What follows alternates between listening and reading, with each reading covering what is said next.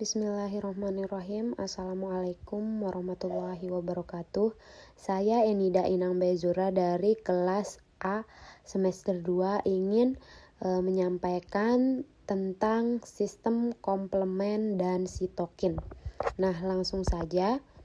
Sistem komplement merupakan sistem yang terdiri dari jumlah protein. Ada 20 jenis protein yang berperan penting dalam reaksi imunitas.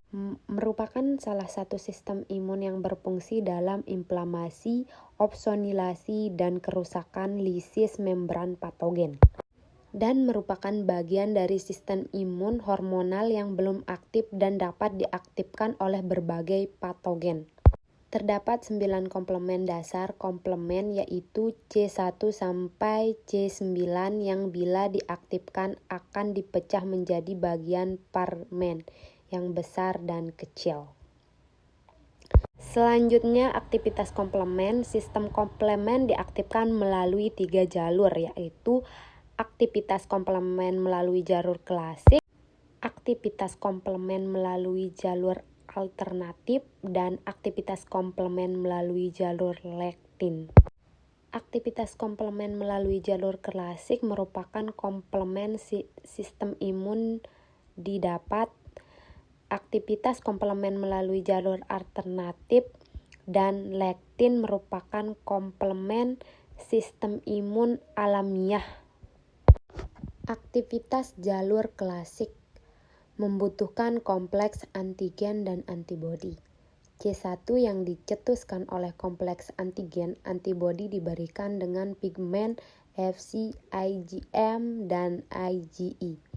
C1 tidak memiliki sifat enzim, mengaktifkan C2 dan C4, selanjutnya mengaktifkan C3, komplement kunci.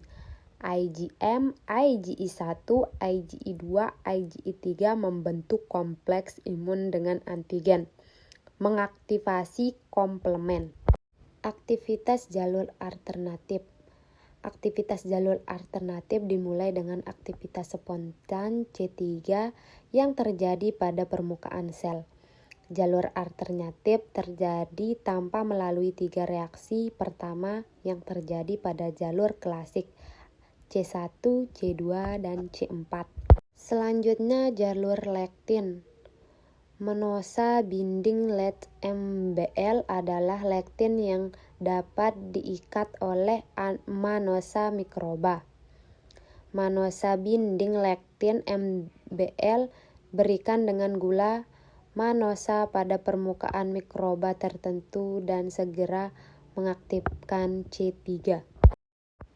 Dan selanjutnya fungsi komplement yaitu inflamasi. Aktivitas komplement C3 dan C3 menghasilkan fragmen C3A dan C5A yang memacu deregulasi sel mast dan tau basofil melepas histamin. Histamin akan meningkatkan permeabilitas vaskuler, kontraksi otot polos, migrasi leukosit, dan keluarnya antibodi opsonin dan komponen-komponen ke jaringan inflamasi. Yang kedua, fungsinya yang kedua, kemokin C3A, C5A, dan C5, 6, 7 merupakan kemokin yang dapat mengarahkan sel-sel fagosit ke tempat terjadinya infeksi. Selanjutnya kita akan membahas tentang sitokin. Sitokin merupakan substansi yang berfungsi sebagai sinyal intraseluler yang mengatur respon inflamasi lokal dan sistemik terhadap antigen, sekiranya dibatasi sesuai kebutuhan. Selanjutnya ada jenis-jenis sitokin yaitu monokin sitokin yang diserahkan oleh sel monosit. Yang kedua yaitu limfofin sitokin yang diserahkan oleh sel limfosit. Selanjutnya fungsi sitokin secara umum. Pertama, mengendalikan hemopoiesis dan lipopoiesis. Yang kedua itu mengendalikan respon imun dan reaksi inflamasi dengan cara mengatur pertama pertumbuhan, kedua mobilitas leukosit, yang ketiga diferensi berperan dan fungsinya itu berperan dalam patofisiologi beberapa penyakit, dan sitokin ini juga berfungsi dapat bekerja di berbagai macam tempat. Selanjutnya itu sifat-sifat sitokin. Pertama, pleiotrofik.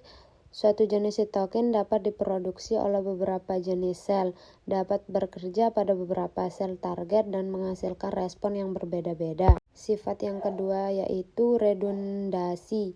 Beberapa jenis sitokin yang berbeda menghasilkan efek yang sama pada suatu sel target. Kemudian sinergis, yaitu sitokin dapat mempengaruhi sintetis dan dapat meningkatkan aktivitas sitokin lainnya. Yang terakhir, antagonis, suatu sitokin yang bekerja menghambat aktivitas sitokin lainnya. Interleukin 1, sumber utama monosit dan makrofag yang teraktivitas neutrofil dan epitel dalam sel endotel. Fungsinya mediator inflamasi pada imunitas alam non-spesifik. Terdiri dari subtipe alfa dan beta. Yang terakhir, inhibitor siklosporin dan hidrokortison.